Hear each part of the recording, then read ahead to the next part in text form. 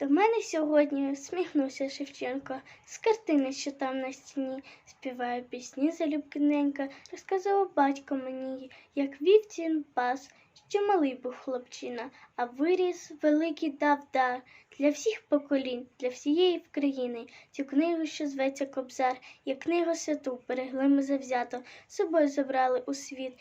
Як слово Тараса завжди зберігали, усім великий заповіт.